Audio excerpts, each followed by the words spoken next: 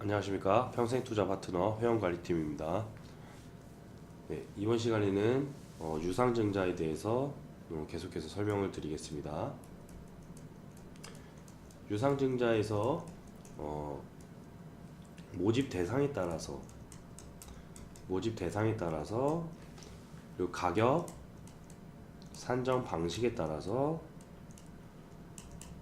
분류를 할 수 있다라고 설명을 드렸었죠. 네, 유상증자 자체적으로 이제 그 형태와 방식이 다양한 편인데 우선은 절차적으로는 이사회의 결의를 거쳐야 한다고 말씀드렸죠. 이사회의 결의가 있어야 되고, 이사회에서는 발행할 주식수 그리고 배정 기준일, 청약 일정,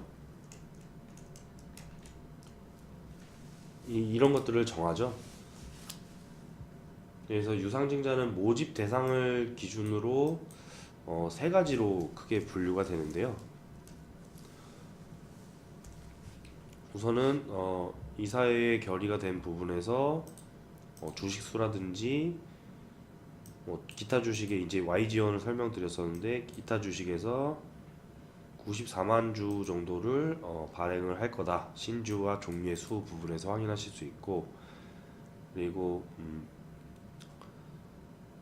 증자 방식은 제3자 배정 증자를 설명드렸었죠. 그리고 또 증자 전에 그 발행 주식 총 수는 그리고 보통 주식과 기타 주식으로 나눠서 설명을 하고 있고, 그리고 또 자금 조달의 목적 중에서 운용 자금은 금액이 더 나와 있습니다. 그래서 여기서 이제 보통 주식과 기타 주식에서 여기 설명이 더 부연 설명이 나와 있네요. 이제 상기 발행되는 기타 주식은 상환 및 전환에 대한 우선주로서 비상장 주식입니다 라는 코멘트가 있죠.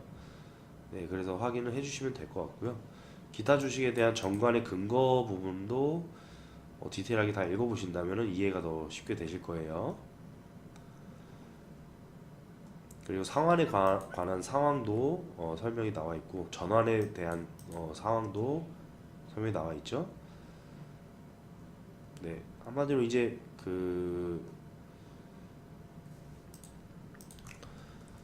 제가 저번에 이제 3자 배정에 대한 제3자 배정, 이 부분을 이제 설명을 드리려고 하는데, 우선은 일단 모집 대상을 기준으로 분별할 수가 있겠다라고 말씀드리고, 모집 대상을 기준으로 분별할 수 있다, 유상증자를. 거기서 일단은 주주들에게 신주 인수권을 주어서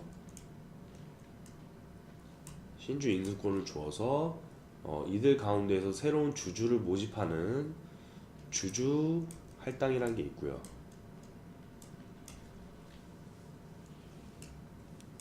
그리고 두 번째로는 회사의 임원이나 종업원, 거래업체 등의 어떤 연고 관계가 있는 자에게 신주 인수권을 주는 거죠. 그래서 신주를 인수를 시키는 제3자 할당,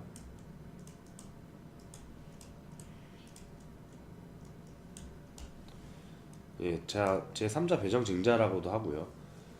네, 그리고 또 신주를 널리 일반인으로부터 주주를 모집하는 방법이죠. 그래서 일반 배정이죠. 한마디로 일반 배정. 공개적으로 주식 투자에 대한 투자자를 모집하는 그런 방식이고, 이 방식이 주로 이제 대기업일수록 공개적으로 주식 투자자를 모집하는 일반 배정 방식을 좀 많이 선호합니다. 대기업 같은 경우에는. 근데 이제 코스닥 같은 경우에가 이제 전략적인 투자 영입 차원에서 코스닥 같은 경우에 제3자 배정이 많은 편이에요. 네, 그래서 중소기업은 기존 주주의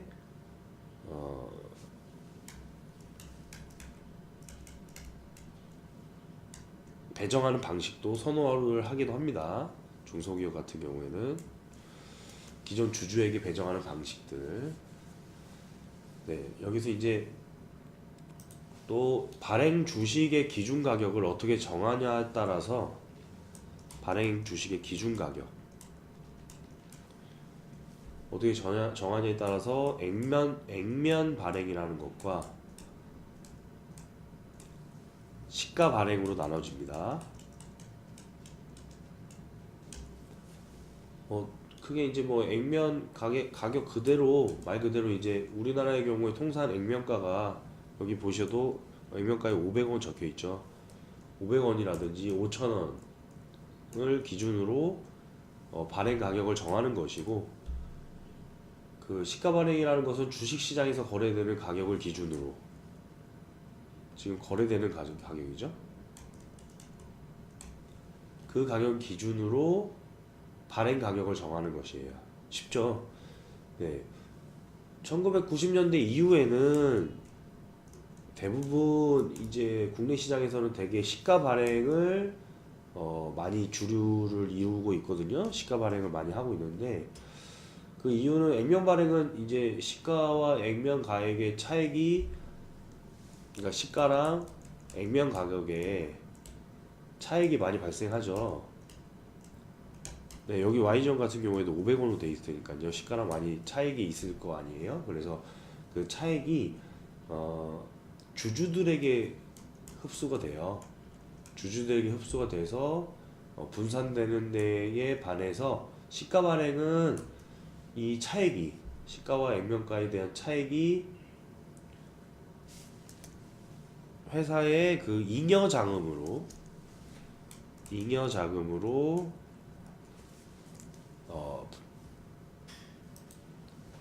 좀 더 정확하게 말씀드리자면 자본 잉여금으로 적립이 되는 거죠. 시가 발행의 경우에는 자본 잉여금으로 이 차익이 적립이 돼서 이제 후에 이제 무상증자나 신사업의 투자의 재원으로 활용이 됩니다. 무중이나 신사업에 활용할 수 있는 재원이 되기 때문에, 그래서 이러한 장점들이 있기 때문에 시가 발행을 많이 선택을 하죠. 일반적으로 액면 발행은 단기적인 어떤 투자, 단기성에 대한 투자를 노리고 진입을 하는 것이 이제 주주에게 좀 유리한 편이고, 시가 발행이라고 하는 것은 당장보다는 이제 중장기를 전망하는, 신뢰하는 투자자에게 투자 방법으로 옳다고 할 수 있겠죠. 그런 방법으로 중장기를 선호하는 그 기업에 중장기를 선호하는 투자자에게 맞는 것으로 알려져 있습니다. 시가 발행을 선택하는 경우에요. 시가 발행을 선택하는 경우에 상장 법인의 유상증자 발행 가액은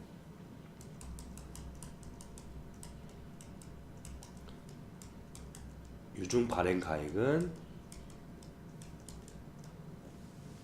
시가의 이론 권리락 주가 또는 일정 할인율을 적용해서 이제 산정을 하거든요.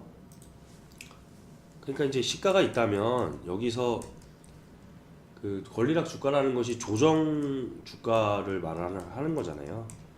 권리락 주가라는 것이. 그리고 어떤 이거 말고도 이제 일정 할인율을 적용한다는 거 말 자체가 쉽게 말해서 시중 가격보다 더 싼 가격에 발행을 한다는 뜻이거든요. 그래서 시가총액은 일정한데 시장에서 유통되는 특정 회사의 주식이 갑자기 늘어나면 주식값은 단기적으로 일정 부분 떨어지는 것이 불가피하기 때문입니다. 여기서 이제 그 일정 할인율, 할인폭을 정할 때 유상증자에 나서는 기업들은 대략 시중의 주식 가격의 할인폭을 그러니까 정할 때요. 그 발행 주식수나 발행 주식에 대한 수들과 기존 주식수들 그리고 뭐 현재 시장 거래 가격을 종합적으로 고려를 해서 할인율을 정합니다. 시가 발행에서 발행 가격을 어떻게 이제 정할지는 모집 대상에 따라 달라집니다. 모집 대상에 따라 달라지는 게 발행 가격을 산정할 때,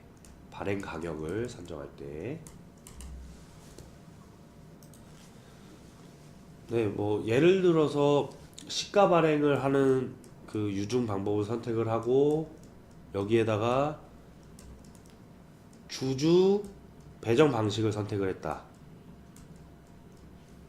이런 경우에 이렇게 유증을 하는 경우에 신주에 대한 배정 기준일은 신주 배정 기준일 이전 이제 전 3거래일을 기산일로 하여 발행가를 산정합니다.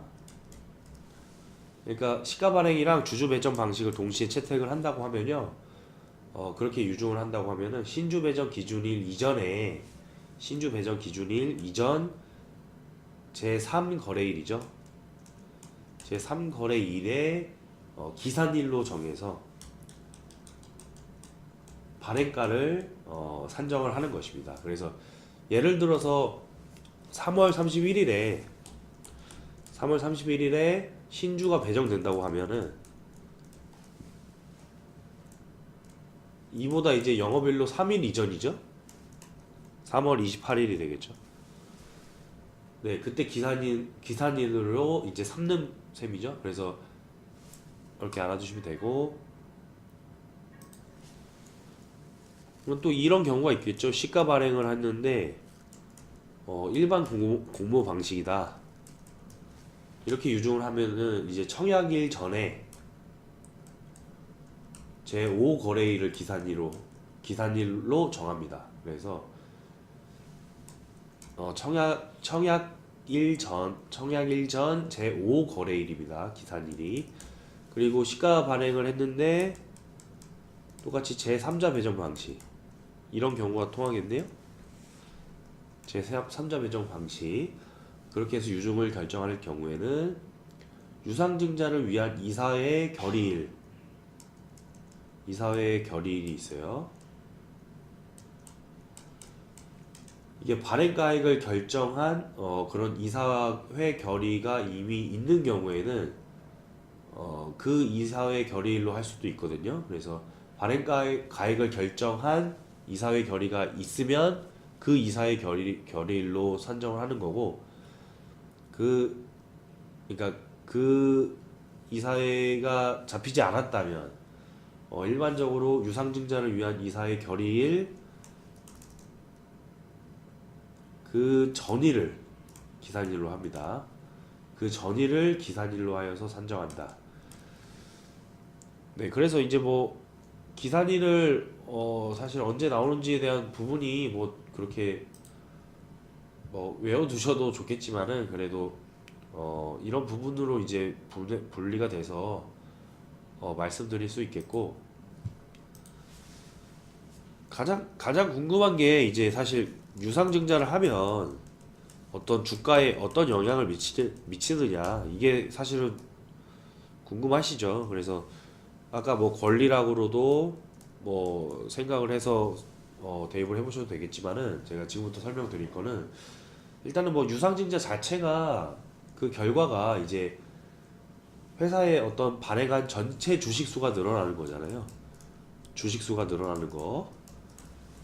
이제 그런 부분에서 동일한 시가총액을 가진 회사의 주식 숫자가 불면 당연히 주당 단가 즉 주가가 떨어지기 마련이거든요.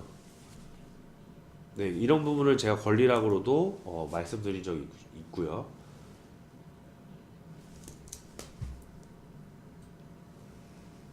네, 이런 부분에서 이제 기존의 유상증자를 결심한 회사에 투자한 주주들에게 간접적인 피해가 있기 때문에 그런 어떤 주가가 떨어진다라고 어떤 이론적으로 접하실 수 있어요. 그런데 유상증자가 곧 이제 주가 하락이라는 것은 꼭 아닐 수가 있거든요. 네, 오히려 이제 유상증자가 주가의 호재로 작용할 때가 있습니다.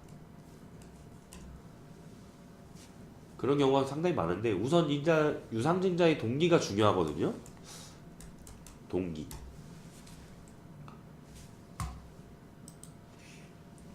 동기가 중요하다는 뜻은 이제 뭐 예를 들어서 어떤 사업에 투자하기 위해서 돈이 필요한가를 보고 향후의 기업의 전망을 평가할 수 있잖아요.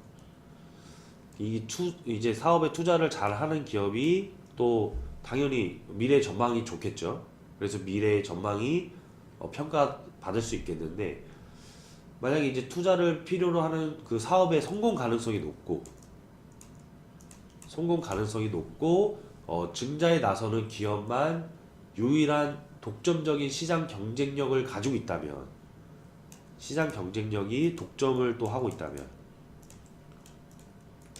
당장 이제 뭐 하루 이틀 주가가 출렁일 수는 있어도 유중 때문에 증자 자체가 이제 호재가 아닐 수가 없겠죠. 뭐 예를 들어서 2011년 동일본 대지진이 있었어요.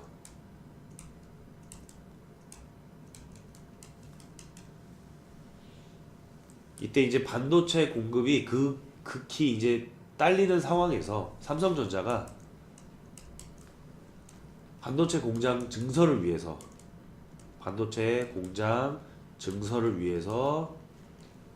유상증자를 한다면 이는 해당 회사의 시장 지배력 확대와 추가적인 순이익에 대한 확대를 기대할 수 있다는 신호가 된다라고 평가할 수 있겠죠. 코스닥의 기업의 같은 경우에는 제3자 배정 많이 한다고 말씀드렸죠. 그래서 코스닥 기업이 제3자 배정에 났을 때, 그때 이제 이런 경우에는 어떤 투자자들이 들어와서 호재가 될 수 있느냐 평가를 할 때, 당연히 좋은 투자자들이 들어오면은 좋겠죠. 그래서 주식 가치에 대한 심대한 영향을 줄 수 있는데, 뭐 예를 들어서 반도체 부품을 생산하는 업체가 삼성전자에 제3자 배정을 했다면 주식은 이제 사실 바로 수직으로도 상승을 시킬 수 있는 그런 호재가 될 수 있겠죠. 반면에 대주주의 지배력을 높이기 위해서 뭐 성격이 좀 불투명한 그런 투자자들이 새롭게 이름을 올렸다. 그러면 일반 주주들에게는 좋지 않은 그런 신호로도 신호로도 해석이 됩니다. 그래서 이 밖에 이제 유상증자의 원인이 되는 사업이 확실한 미래 가치를 가지고 기업의 장기 전략과 맞아떨어지는 경우가 긍정적일 수가 있겠죠, 당연히. 그래서 뭐 2011년에는 상반기쯤에 저희가 이제 뭐 휴대전화 부품 업체들로 신규 투자가 이런 차원에서 긍정적인 평가를 많이 받았거든요.